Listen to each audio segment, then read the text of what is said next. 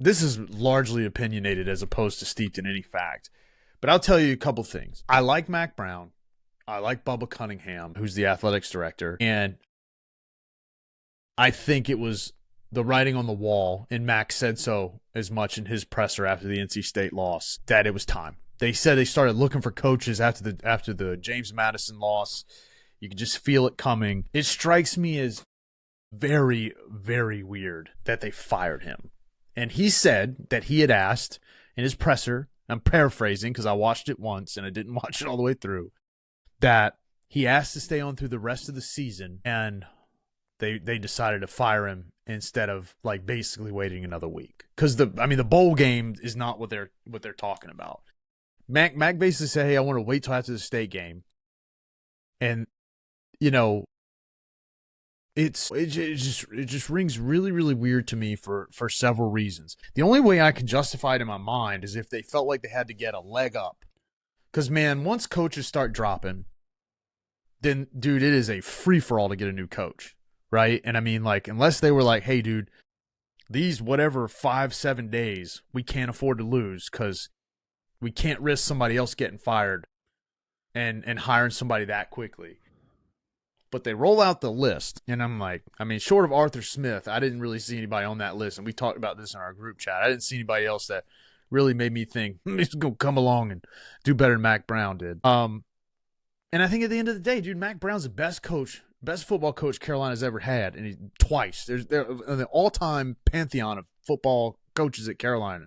Mack Brown is number one, and Mack Brown is number two in his 2 stints here. I don't know. My first thought is just asking you what your thoughts are on it and how he was treated, and then maybe we unpack some of his presser a little bit, because I thought he just handled the whole situation well, and I thought he handled it well from the standpoint of like saying he was pissed about it. I thought it was a really what do they call it, a vulnerable press conference where he was just honest, and I mean that's what people in the media always beg for, and I thought he was honest against himself and against maybe the decision that was made too. Yeah, I thought he did a really good job handling the presser. And, I love Mack Brown. I love Bubba. I hated it to see how this kind of went. Listen, we don't know what the behind the scenes are, or if, somebody else is kind of forcing somebody, or if, financially there was more of a benefit to fire him during the season versus let him go after that. I'm not sure about that. But I will say is I thought Mack did a good job of representing the university. And he is a great Tar Heel. And I've talked to Mack. I've met him a few times. And every time I've met him and talked to him, I walk away being like, man, I like Mack Brown. And I hated for him to kind of go out like this and lose his last game as the head coach against one of our biggest rivals. It's a tough way to go out and to get fired. I mean, it's been a challenging year, especially with us losing the player Tylee Craft to cancer. And, I think it's been a tough year for Mack, and he was getting a little bit older, and it's probably the right move for both parties. But, I'm with you, Sleep. There wasn't a lot of big names or big splash hires on that list. I like Arthur Smith. He's young, NFL experience. He's somebody I get a little excited for. And also other people are excited when you drop Arthur Smith's name. And so I think that's like a no-brainer.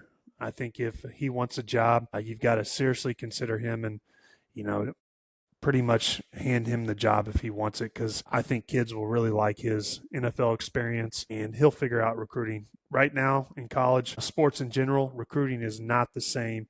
And it's not the recruiting that everyone kind of remembers. It's a little bit different. It's a little more money-driven, kind of like free agency. So I'm not sure. I want nothing but the best for Mack. I thought he's done a good job of representing UNC, and he's a heck of a coach. And I just hope that this last season didn't ruin him coming back and still being involved and being around the program, because I think having him around and a guy like that to bounce ideas off of, or kind of talk to or represent the school, I think that's a good thing. So I really hope it didn't ruin that.